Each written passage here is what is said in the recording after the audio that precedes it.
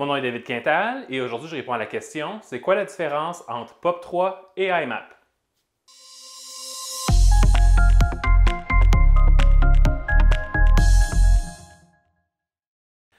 POP3 et IMAP sont des protocoles qui permettent à ton ordinateur de se connecter à ton serveur de courrier pour récupérer tes courriels. Donc, quand tu utilises un logiciel du style Outlook, Thunderbird, Apple Mail, ces logiciels-là doivent se connecter à un serveur web sur Internet pour aller chercher tes courriels. Donc, ils ont deux manières de se connecter au serveur web, soit le protocole POP3 ou le protocole IMAP. La différence vraiment entre ces deux protocoles-là, c'est la manière qu'ils gèrent le courrier une fois qu'il est récupéré. Donc, avec le protocole POP3, à la base, quand ton ordinateur se connecte sur le serveur web, il récupère les courriels, les amène sur son ordinateur et les efface du serveur de courriel. Donc, ça veut dire que tous tes courriels, une fois qu'ils sont récupérés, se retrouvent sur ton ordinateur. Et puis, si tu perds ton ordinateur, tu perds tes courriels. Par contre, c'est possible avec POP3 de le configurer pour laisser une copie sur le serveur. Comme ça, à ce moment-là, tu as une copie sur le serveur et puis tu as aussi une copie sur ton appareil. Avec IMAP, c'est complètement différent. Donc, avec le protocole IMAP, ton ordinateur se connecte sur le serveur web et puis il laisse les courriels sur le serveur web. Ce que le protocole IMAP fait, c'est qu'il te montre les courriels qui sont sur ton serveur web. Donc, ça veut dire que si tu perds ton ordinateur, tout ce que tu as à faire, c'est que tu t'achètes un nouvel ordinateur, tu configures ton logiciel, il se connecte en IMAP sur le serveur et puis paf, tout est pareil.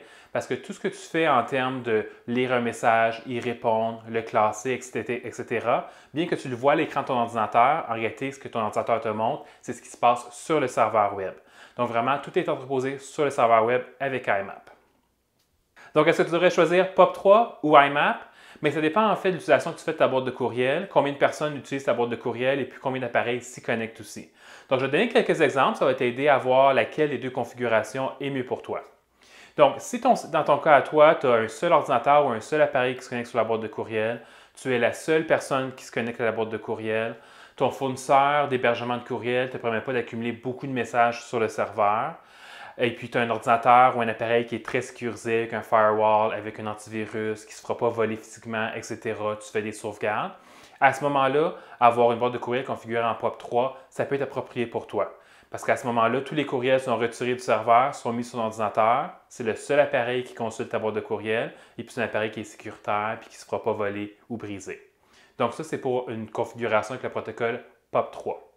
Si dans ton cas, par contre, vous êtes plusieurs personnes différentes à se connecter sur la boîte de courriel pour les consulter, pour répondre et les classer, si tu es la seule personne, mais tu le fais avec plusieurs appareils, donc tu te connectes à la boîte de courriel avec plusieurs appareils comme ton appareil mobile, ta tablette, ton ordinateur portable, ton ordinateur de bureau.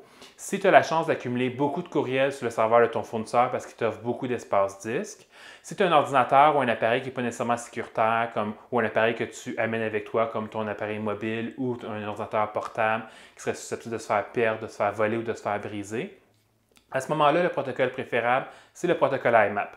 Parce qu'avec IMAP, tout reste sur le serveur. Si tu perds ton appareil, c'est pas la fin du monde, il suffit d'en racheter un autre et puis de se reconnecter sur la boîte, puis il n'y a aucune perte de données du tout.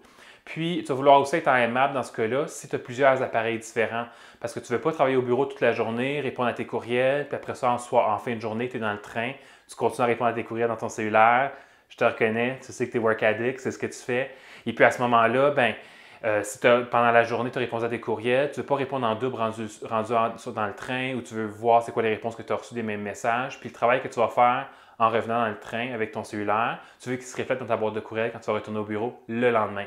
Donc, dans ce cas-là, le scénario d'avoir une boîte de courriel en IMAP est beaucoup plus intéressant. Puis en fait, je le vois de plus en plus chez mes clients, je dirais depuis à peu près 4-5 ans.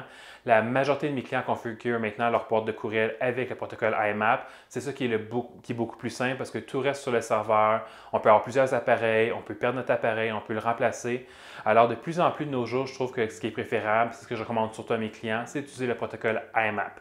Bien sûr, si ça se prête bien à ta réalité. Et puis, assure-toi aussi que ton fournisseur t'offre assez d'espace disque sur le serveur web pour pouvoir accumuler des courriels parce qu'avec IMAP, tout reste sur le serveur. Je t'offre un petit bonus aujourd'hui. Je vais aussi te parler du protocole SMTP. Donc, quand tu configures ta boîte de courriel dans un logiciel comme Outlook, Thunderbird, Apple Mail, ton appareil mobile, ta tablette, ça va te demander, oui, de faire un choix pour les courriers entrants POP3 ou IMAP. Puis après ça va te demander de configurer les courriers sortants. Donc, comment que les courriels sont envoyés de ton Outlook vers le serveur web pour aller vers les boîtes des autres gens sur Internet. À ce moment-là, le protocole que ton ordinateur va utiliser, c'est SMTP. Puis dans le cas du courrier sortant, tu as seulement le choix d'un protocole, c'est SMTP.